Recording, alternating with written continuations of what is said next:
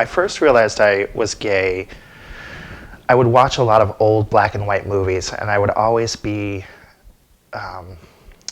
have these romantic feelings for the male leads and think they were so handsome and charming and debonair. I didn't quite realize that I was gay until about 14. I knew I was different than the other boys, but 14 was when it really hit me. I grew up in a family that was Navy, Irish, Catholic. So it was the big three of my family. And then internally, personally, the things that I was most excited about were two things: Tina Turner and Ricky Cave. Tina Turner, we know and love. Ricky Cave was on the swim team. He was like 16 when I was maybe 10. Oh my God, I loved him. So you measure up those three, Navy, Irish, Catholic, versus my two drivers of Tina Turner and Ricky Cave, and they do the math. I knew I was different, but I really didn't know what that meant. It wasn't until I went to college that I started to have terms to deal with it.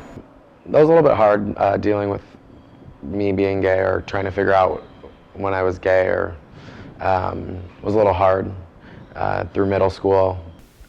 I remember when everybody's voice started to change in school. It was probably like 6th or 7th grade, and my voice didn't change. And I remember kids making fun of me, and I got afraid to talk in class. I didn't want to talk.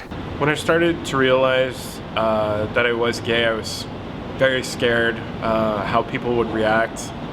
I think the biggest bully that I had growing up, the biggest tormentor that I encountered was myself. And everything I projected onto myself from the outside world. I created this reality of what it would be or what it would mean if I was this other thing, if I was this other person. And I thought that was the lie, but I was really bullying myself into living a different lie.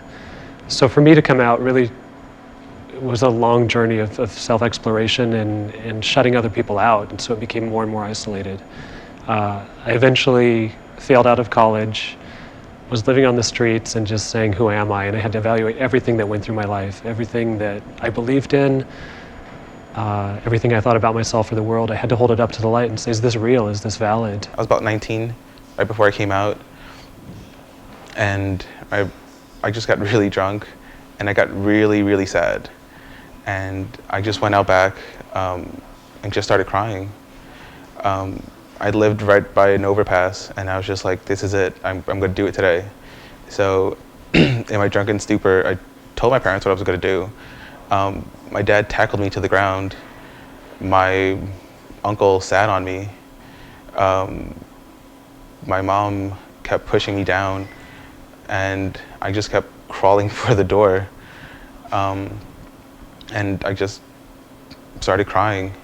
When I was in college, I had a romantic relationship with someone, and he was very closeted. And when he had a really tough time with it, and then we lost touch with each other. And I found out months after we had stopped talking that he had committed suicide. And it confused me, because it made me feel like I had something that he didn't have. I had been able to talk about it, and I had been able to have friends that were like me, and he just didn't have that.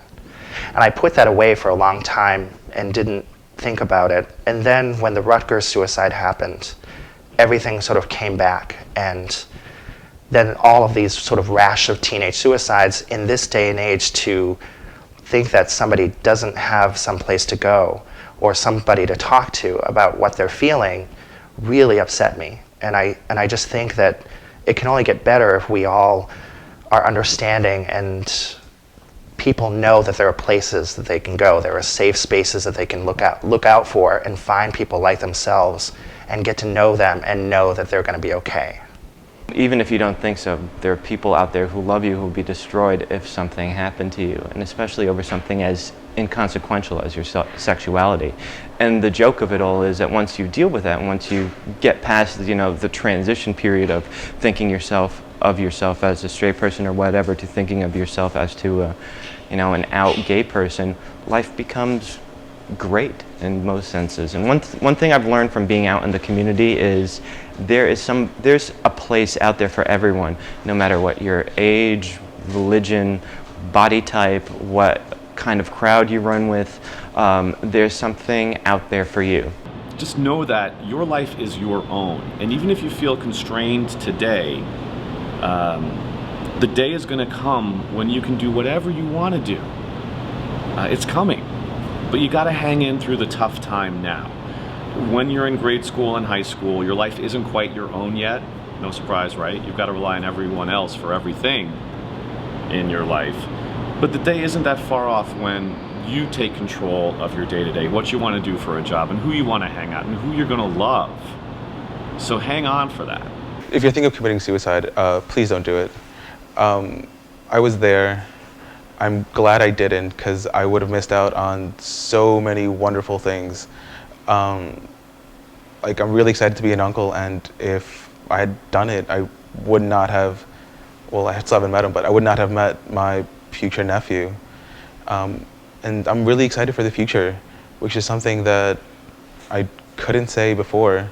My advice to anyone out there who's questioning their sexuality or their gender identity or what have you, and you're being bullied, don't be afraid of yourself. Don't suppress yourself. It shouldn't be that you have to deal with it. Everyone else has to deal with it. We're all different.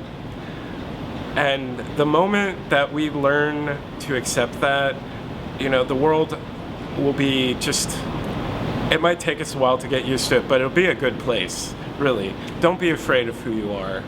And don't give up. Hang in there. It gets better. Trust me, it really does.